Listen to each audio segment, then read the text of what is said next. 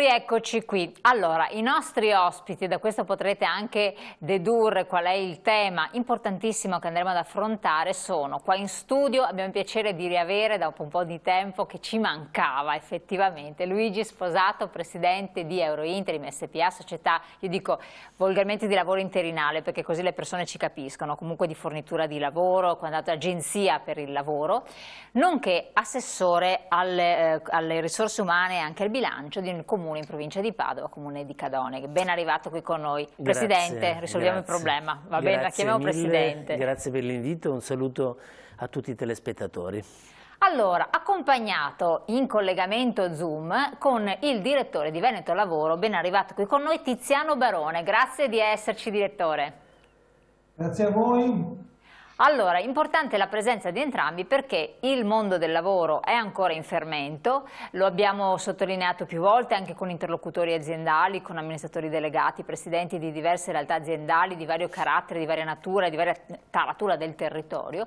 Perché? Perché prima si parlava di mancanza di possibilità di lavorare con tutti i lockdown che ci sono stati, di crisi di produzione, abbiamo già parlato di crisi della fornitura di materie prime, quindi questo è un altro aspetto molto importante, ma per quanto riguarda la forza lavoro questo è un altro versante molto critico. Allora, vedremo di capire com'è l'andamento e il polso della situazione, chi meglio di Veneto Lavoro e un'agenzia del territorio di carattere nazionale come Eurointerim può darlo, ma anche una figura politica che ha a che fare con i movimenti che ci sono anche sul territorio, che visto che lei riveste anche questo ruolo, Luigi Sposato. Incominciamo con Veneto Lavoro. Ci sono dei dati freschi che ci possono un po' aggiornare sulla situazione del nostro territorio, perché l'Istat ha fatto un quadro anche recente molto fosco per quanto riguarda il manodopera e poi ci agganceremo anche al discorso del reddito di cittadinanza. Allora, a lei la parola. Beh, devo dire che dai nostri dati che abbiamo pubblicato proprio recentemente, che fanno riferimento al mese di agosto, noi registriamo una situazione positiva, nel senso che stiamo tornando lentamente ai livelli del 2019. Per esempio, le assunzioni nel mese di agosto sono state 34.900 complessivamente rispetto alle 33.300 del 2019, quindi abbiamo superato il numero delle assunzioni. Dal punto di vista complessivo delle entrate nel mercato del lavoro tra 2019 e 2020 siamo ancora sotto di circa 60.000 unità, eravamo 404.000 nel 2019, oggi siamo a circa 350.000, quindi siamo in una situazione come dire, un po' di recupero. È importante dal punto di vista dei numeri rilevare come il turismo da maggio ad agosto abbia avuto una performance molto importante in termini di assunzione. Sono state più di 65.600 le assunzioni nel turismo rispetto alle 57.000 degli stessi mesi del 2019. Quindi vuol dire che il turismo ha avuto una crescita importante, dovuta certamente al tempo, al bel tempo, sicuramente il fattore vaccinazione è stato importante e quindi stiamo tornando ai livelli del 2019. Questi dovrebbero essere segnali incoraggianti. Lei dice comunque mancano 60.000 unità, insomma ecco, ci sono delle persone che mancano. Queste persone dove sono sparite? Cosa fanno? Perché non cercano, sono i famosi, gli arresi, quelli che si sono arresi alla vita o vivono di un reddito di cittadinanza, hanno un sostegno di qualche tipo? Che cosa ne emerge? Sostanzialmente ci sono persone che rispetto al 2019 hanno avuto meno inserimenti lavorativi, in particolare nell'ambito dei contratti a tempo indeterminato, e c'è da dire che è cresciuta una fascia di persone non diciamo cosiddette scoraggiate che di fronte alla difficoltà ma hanno smesso a cercare. Tenga conto che dal punto di vista dei numeri della disoccupazione, nella nostra regione il numero complessivo oggi si attesta a circa 140.000 persone disoccupate, a cui dobbiamo aggiungere i cosiddetti scoraggiati, che sono più o meno 100.000, quindi arriviamo a circa 240.000-250.000 persone, che sono il perimetro più ampio di disoccupazione nella nostra regione. È tanto o poco in percentuale? Perché io guardo questi numeri. Diciamo che noi siamo dal punto di vista dei tassi di disoccupazione, siamo ai livelli più bassi a livello nazionale. Diciamo che 250.000 rispetto ai valori del 2008 abbiamo comunque insomma 80-90.000 persone in più che sono in questo momento alla ricerca del lavoro. Abbiamo avuto comunque ripeto, nel perimetro più ampio della disoccupazione abbiamo avuto una crescita. Certamente se noi guardiamo semplicemente i disoccupati siamo cresciuti di 40.000 persone rispetto al 2008. Perfetto. Allora intanto glielo dico, si prepari a fare una domanda lei a Luigi Sposato, ma intanto ci pensi così che ha l'opportunità di intervistarlo. E io le dico, ma Luigi Sposato, che domanda farebbe al direttore di Veneto Lavoro? Il direttore ha così tanta esperienza. Che dati vi servirebbero? Che cosa vi servirebbe per capire, per incentrare meglio la questione? Diciamo che dei numeri che il direttore ha esternato va anche specificato, e il direttore lo sa perché appunto ha esperienza sia nel pubblico ma un trascorso nel privato, e hanno avuto un merito le assunzioni a tempo determinato. Quelle che hanno lo stop, quindi. Il tempo determinato, che era stato, tra virgolette, insomma, boicottato e penalizzato dal decreto dignità, ha consentito l'aumento dell'occupazione, e di questo tempo determinato un bel 25% sono i contratti di somministrazione, quindi diciamo che il mercato del lavoro si è rilanciato grazie anche ai tempi determinati alla somministrazione, che è la nostra attività, e noi quindi va aggiunto anche questo, va specificato che il grande merito dell'aumento dell'occupazione è ai tempi determinati, che poi spesso si traducono poi in tempi indeterminati e un lavoro stabile. Si traducono quindi in questo. Vi risulta, direttore, questo fatto? C'è da dire che se noi guardiamo tutti gli occupati del Veneto, quindi fatto 100, i famosi 2 milioni rotti occupati nel Veneto, l'85% ha un contratto a tempo indeterminato, quindi il tempo determinato non è prevalente, nel complesso è del 15%.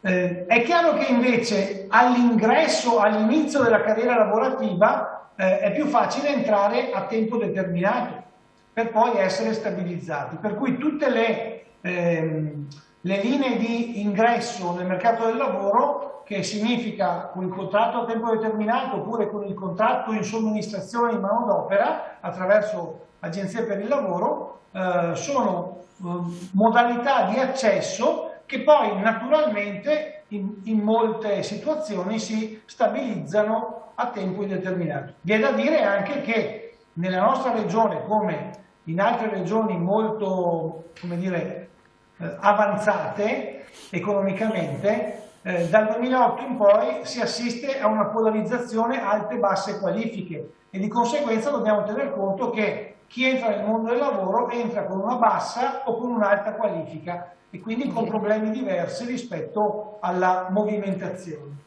Vie di mezzo sembrano non essercene.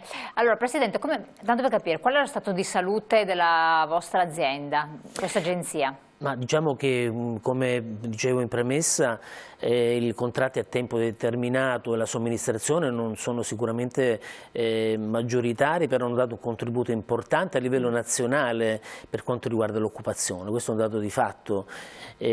Pertanto che ben vengano, come diceva il direttore, tutte quelle iniziative tendenti comunque a far accedere anche in maniera, come dire, provvisoria, con contratti, diciamo, a tempo determinato o non non stabili le persone nel mondo del lavoro.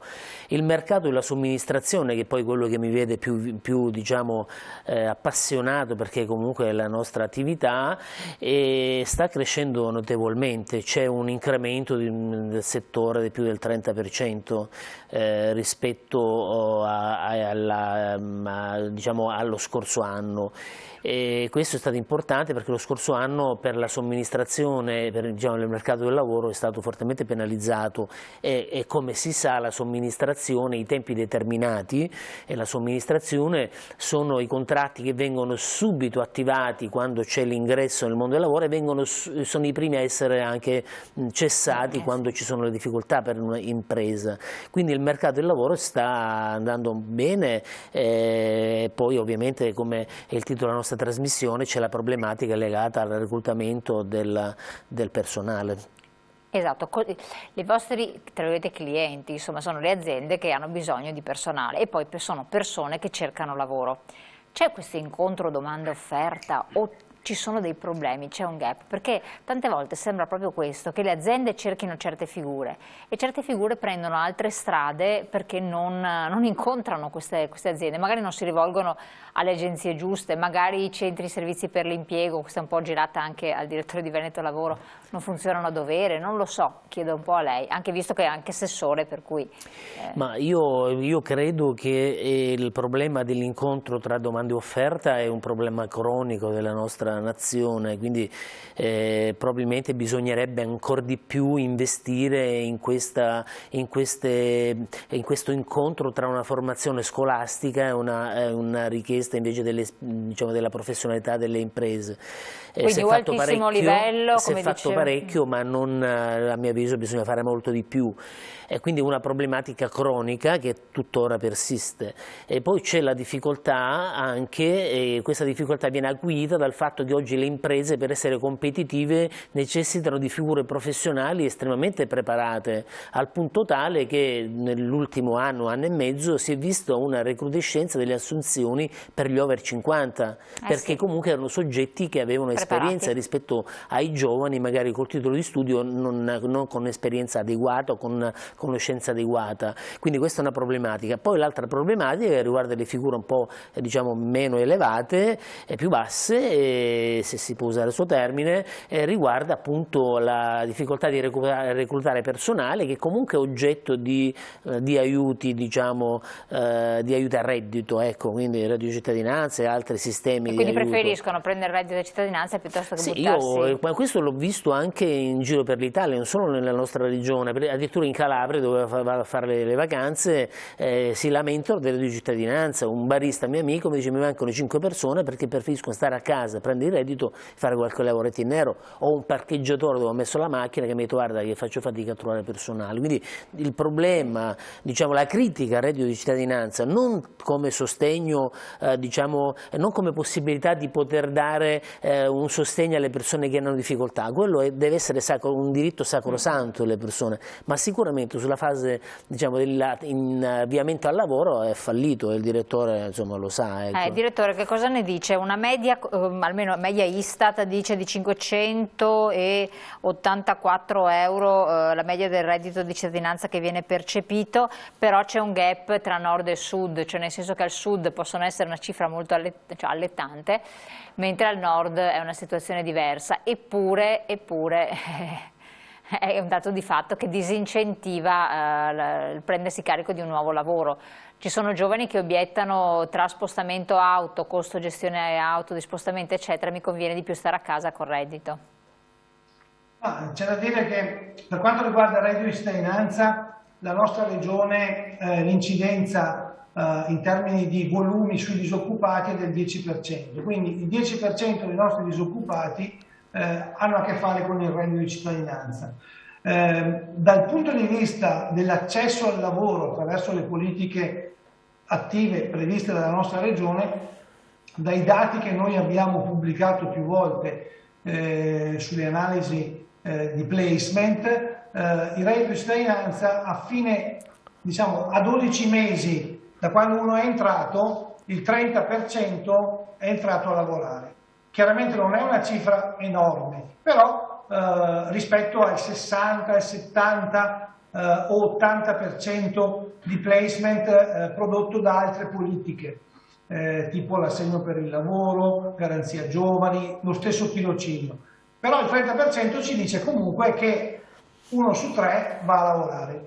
Il punto qual è però? Che chi viene dal reddito di cittadinanza ha una carriera discontinua sul lavoro importante e quindi con periodi di lavoro discontinui, con qualifiche e competenze basse, e proviene generalmente da settori servizi, logistica, e di conseguenza è prigioniero di quello che dicevo prima, delle basse qualifiche.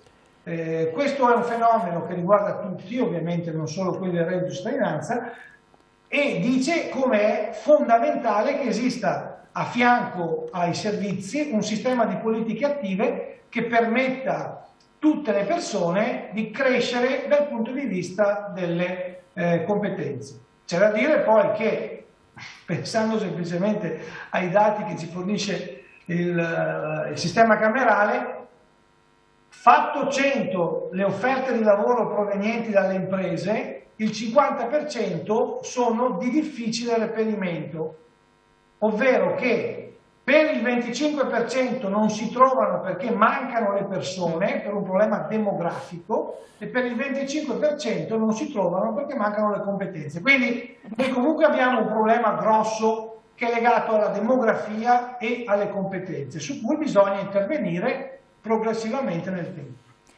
Il problema di demografia non è di cose di poco conto, vuol dire persone, vuol dire un discorso anche di età tra le altre cose. Per avere un 18enne ci vogliono 18 anni. Ecco, abbiamo detto questo. Presidente, però lei, cioè come padre anche di famiglia, questa è l'obiezione, perché lo faccio tante volte come domanda a tanti, che dicono bisognerebbe che, però poi i propri figli vengono instradato verso competenze di alto livello, mandati anche all'estero. E chiunque ambisce per il proprio figlio o figlia di fargli fare certi percorsi, non certo magari l'operaio specializzato, o parlavo con i presidenti delle associazioni di categoria, il muratore specializzato che guadagnerebbe magari a volte anche di più, troverebbe sicuramente posto di lavoro, ma la scuola magari ad hoc non la si manda a frequentare. Perché c'è questo?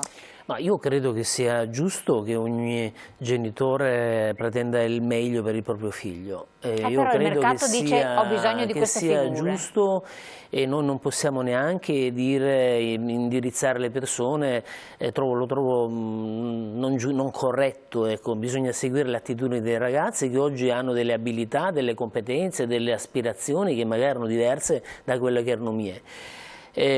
Io volevo sottolineare un passaggio del direttore che ha accennato al discorso delle politiche attive, perché è indubbio che un'assistenza in termini di formazione, un accompagnamento, un prendere per mano chi è in difficoltà e deve migliorare le proprie competenze è necessario. Corsi di formazione. È necessario, formazione continua, formazione specializzata. Come dicevo prima, c'è la difficoltà di trovare figure adeguate al mercato, alle imprese fanno fatica a trovare persone che siano adatte, che abbiano quelle competenze, ecco, oltre alla persona, come diceva prima il direttore. A me viene da qui, tu mi dicevi di fare una domanda, ma non è una domanda al direttore, perché anche lui poi è oggetto, tra virgolette, di quelle che sono le indicazioni, diciamo, del legislatore, no?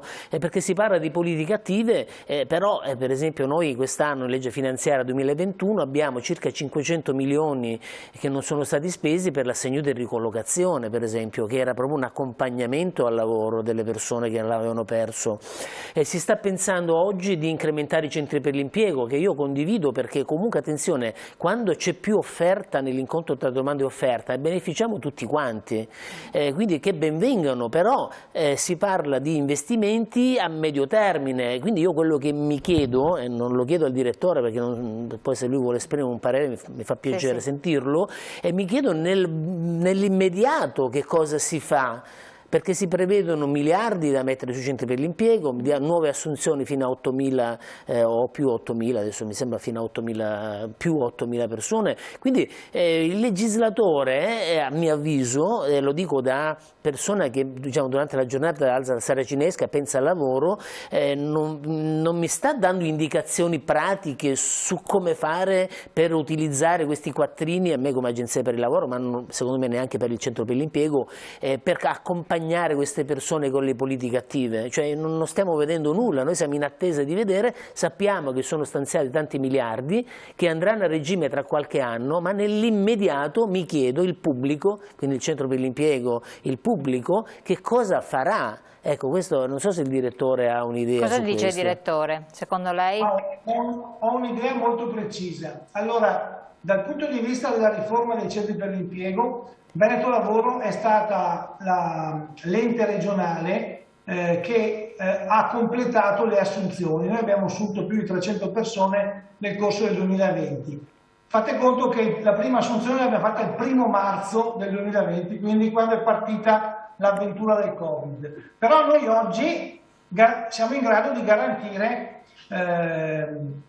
un servizio alle imprese e alle persone imparagonabile rispetto a prima. Abbiamo annunciato la settimana scorsa che noi offriamo, annunciato / ricordato alle imprese e agli intermediari, che noi garantiamo entro 5 giorni la preselezione rispetto alle offerte di lavoro. E questo cosa vuol dire questo? Cioè fate concorrenza? Noi al momento abbiamo 3.500 posti di lavoro in questo momento disponibili presso i centri per l'impiego. Sono circa il 10% dei posti di lavoro presenti a livello regionale. Se un'agenzia per il lavoro vuole utilizzare i servizi di Veneto Lavoro del centro per l'impiego per avere a disposizione una lista di preselezionati, basta semplicemente che lo chieda. Quindi oggi noi lo rendiamo possibile a tutti, imprese e intermediari. Rispetto alle politiche attive c'è da dire che le azioni che vengono svolte nella nostra regione, penso all'assegno per il lavoro e garanzia giovani, sono svolte regolarmente al 30% da soggetti provenienti dal mondo associativo, quindi espressione delle parti sociali, per un 30%, forse un po' di più, dalle agenzie per il lavoro e per un 30% dagli enti di formazione. Di conseguenza gli operatori che fanno le politiche attive sono agenzie per il lavoro, società di espressione delle parti sociali, società di espressione degli enti di formazione. Più privato di questo non credo che si possa fare. Assolutamente. Lei sapeva di questa lista che Veneto Lavoro può dare a disposizione, di cui si può fruire per integrare? Francamente, allora c'è da dire che nella nostra regione comunque emerge in maniera lampante rispetto alle altre regioni per quanto riguarda il pubblico impiego, nel senso di i centri per l'impiego pubblici. Quindi è un dato di fatto che la nostra regione comunque funziona meglio delle altre. È evidente che i centri per l'impiego hanno comunque delle criticità legate a farraginosità, a lentezza. Noi, il direttore lo sa perché, ripeto, viene dal privato, sa che quando un'azienda chiede una persona la chiede per domani, la chiede con certi requisiti, chi fa la selezione comunque tende a fare una selezione e deve decidere lui che valore dare alla competenza e alla persona, quindi secondo me è difficile che, se non come per una preselezione come è stata detta, ecco, però spesso la velocità, diciamo, con la quale l'impresa chiede il lavoratore all'agenzia, che lo chiede per domani, spesso non consente un approccio se non per una preselezione, questo ci sta, ma che ben vengono le politiche anche pubblico-privato. Per esempio noi a livello nazionale, non sto parlando del Veneto, non riusciamo a comprendere ancora il ruolo delle agenzie per il lavoro, perché si cita collaborazione in un passaggio, no? Si cita sul PNRR, si cita che collaborazione con le agenzie per il lavoro private, però non si dice come, perché, quindi sarebbe secondo me da mettere a punto questa sinergia per rendere a tutti accessibile l'incontro tra domanda e offerta. Cioè che ruolo vi darebbero? No, non lo sappiamo. C'è scritto che c'è il pubblico impiego, verranno assunti non so quanti miliardi da mettere su, nuove assunzioni, nuovo sistema, insomma tutto va bene, e poi c'è solo una frasetta che dice in collaborazione anche con le agenzie per il lavoro, però non dicono come, non dicono quanto, ecco, quindi c'è sempre un po' di prudenza verso le agenzie private, ecco, quindi, che poi a mio avviso è veramente non è generosa verso i soggetti che di fatto ormai da 20 anni hanno dimostrato di essere soggetti competitivi, capaci, che hanno investito, investono in strutture, in tecnologia, in formazione interna, quindi diciamo che l'incontro tra la domanda e l'offerta l'hanno fatto le agenzie per il lavoro, quindi ho il passaparola all'agenzia per il lavoro, quindi forse bisognerebbe, a mio avviso, ma ripeto, è una cosa più diciamo della politica, che ci fosse un pochino più di diciamo di volontà, di coinvolgimento tra pubblico e privato, ecco. Secondo lei ravvisa, direttore, questa mancanza di, forse anche paura di una forma di concorrenza, ma poi per quale ragione? Perché? Perché l'importante sarebbe che si risolvessero i problemi, dare lavoro a chi ne ha bisogno, soddisfare le aziende che hanno bisogno di produrre, se poi l'azienda produce paga le tasse, insomma gira l'economia. Se invece questo si inceppa, ai noi, poi rischiamo che entrino in gioco realtà straniere, no?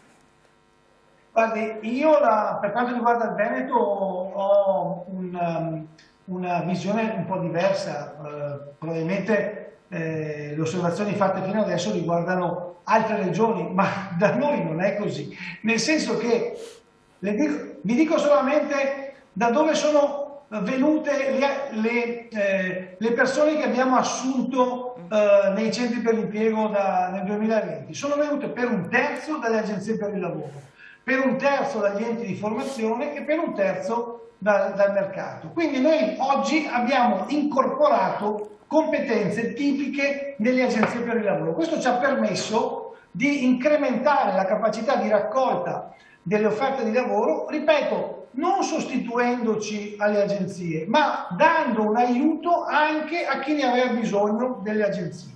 Dal punto di vista poi della collaborazione, dovete tenere conto che la competenza sulle politiche attive è una competenza concorrente Stato-Regioni, e questo significa che le regioni, tutte le regioni, gran parte delle regioni, hanno normato attraverso sistemi di accreditamento l'accesso ai finanziamenti per le politiche attive. E chi si è iscritto, chi si è accreditato, ripeto, per un 30% soggetti espressione dei datoriali e in parte dei sindacali, per un 40% delle agenzie per il lavoro e per la parte restante soggetti provenienti dal mondo della formazione. Quindi le agenzie sono presenti regolarmente. Se voi andate a vedere il report dell'assegno per il lavoro, ai primi 10 posti, meglio, nei primi 10 posti, ai primi 6 ci sono tutte agenzie per il lavoro. Ora,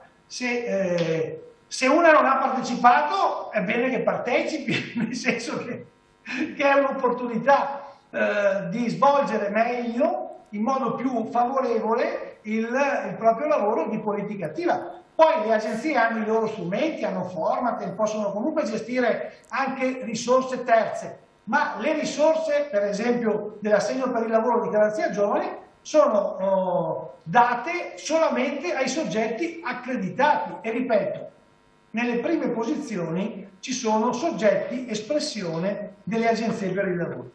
Chiaro. Allora, faccio ribattere giustamente Luigi Sposato quanto ha detto il direttore. Facciamo così, andiamo qualche secondo in pubblicità, ritorniamo dalla pubblicità, le do la parola così specifica alcuni punti e poi entriamo a gamba tesa anche sul discorso del reddito di cittadinanza, 3,5 milioni di persone e purtroppo la metà dei poveri è senza, quindi capire anche l'utilità. Pubblicità.